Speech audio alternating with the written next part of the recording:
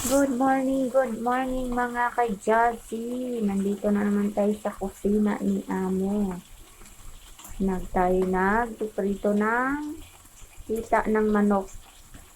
Yan po ay nakikita niyo wala na po siyang buto. Binili po yan sa palengke na timplado na siya. Wala yung tinitinda sa palengke na basta yung timplado na siya tapos tinanggalan na siya ng buto. Kaya ganun yung itsura niya. Puro na lang laman. So, mamaya, pag natapos ko na yung prituhin, ang gagawin natin dito ay sugupitin natin ng tamang tamang hiwa lang mamaya. Tapos, saka natin siya lagyan ng kamatis. Ayan, kung kayo ay nangangamuhan, matuto talaga kayo mag-imbento ng mga luto-luto sa kusina. Kasi mas sakit ang ulo nyo kung anong ipapakain nyo sa mga amo nyo. Yan guys, abangan nyo, maya-maya maluluto na yan. At ating hihiwain. Brownish na siya guys, ang ating chicken thigh. Mamaya hihiwain po natin. Siyempre kailangan lutong-luto yan. Ang ating manokis. Mamaya yan, maluto na yan.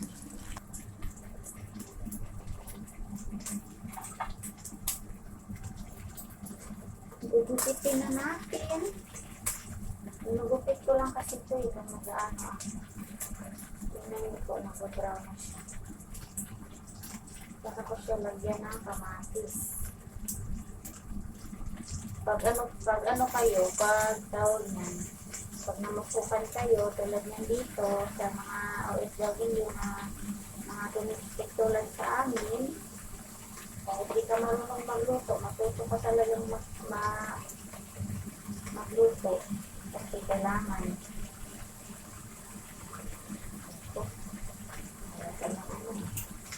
Maliliit na lang, tamang hiwa lang siya. Ginagupit ko lang yan. Kasi mainit. Di pa siya luto sa loob, oh. Na, kailangan natin ng i-fry pa ng kaunti. Saka natin ihalo yung kamatis.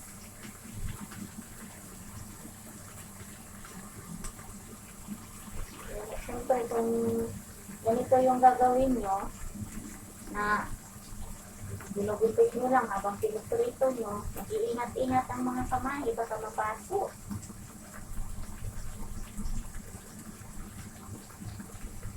Dapat yung good thing nyo is matalim siya, hindi siya papurol. Kasi kung mapurol, tagal nang gupitin. Ito na siya, tapos na siya.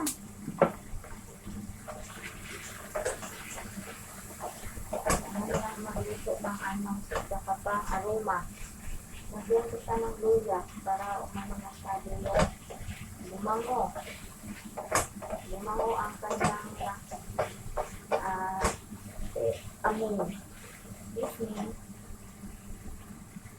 ganun lang po ang simpleng luto ng sa kusina.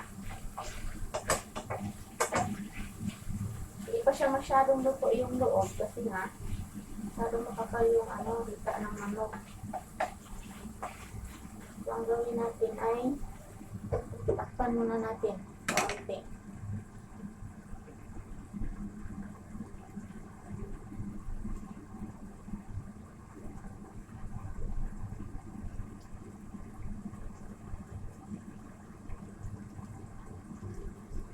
Guys, meron po tayo ditong kamatis.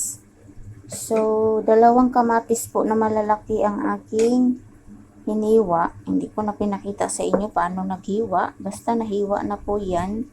Mamaya po ay pag okay na po yung ating manok, pwede na natin yung ihalo doon sa ating manok. So, abang-abangan nyo nga po.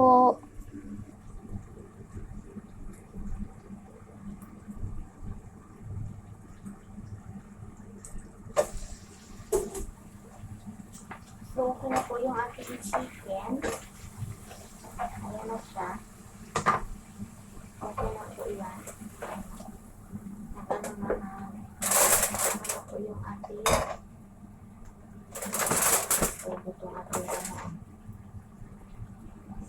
So, ngayon, lagay natin to.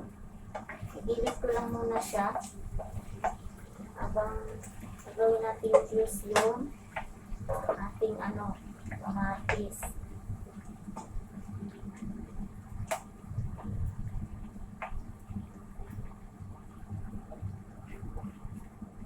Ano ang gagawin nyo pag kayo mahilig sa kamatis? Kinamatisan.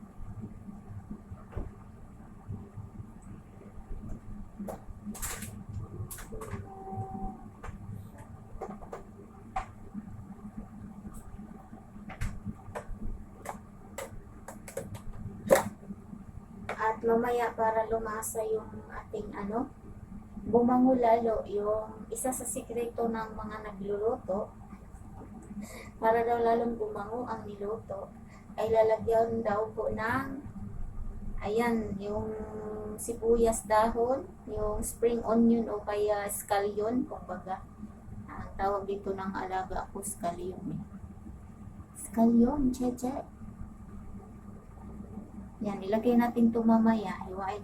Puturin lang natin ito hati. Ating lang. Ang ingredients lang po dito ay mabilis lang matagpuan sa palengke. Dahil po, ito po ay kamatis lang at manok. At saka luya. At sibuyas, dahonan.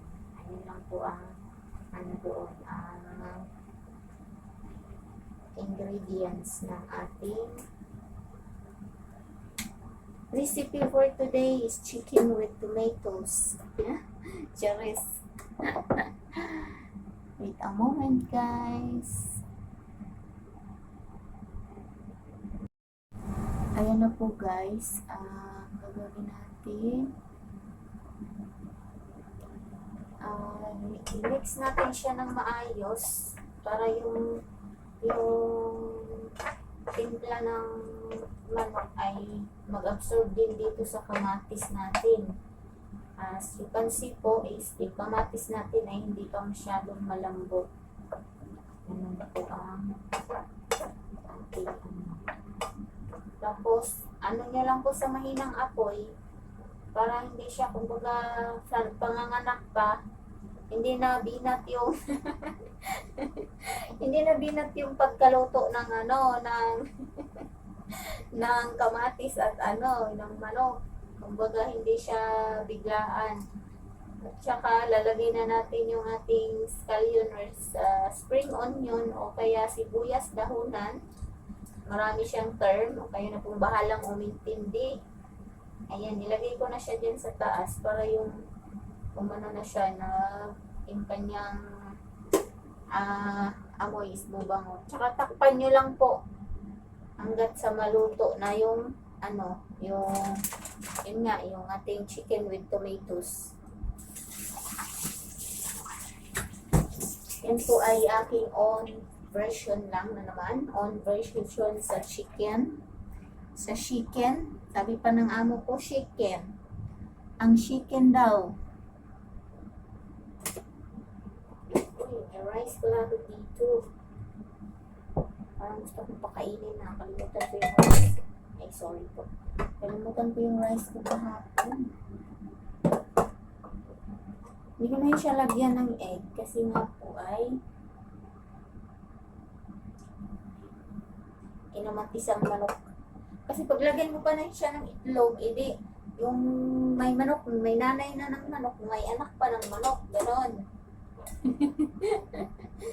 Pasaway nagluluto po ako ng maaga kasi po magsusundo po ako ng aking alaga. Ano po siya, malapit na siyang maluto. Tingnan natin. Tingnan nyo yung kamatis is medyo na siya. Medyo lambot na. Malambot. Kasi malambot ng puso natin. Ako yung lasa, di pa natin tinatry ang lasa. Subukan muna natin. Sabi nga nila, Susubukan natin bago natin ipakain sa kanila.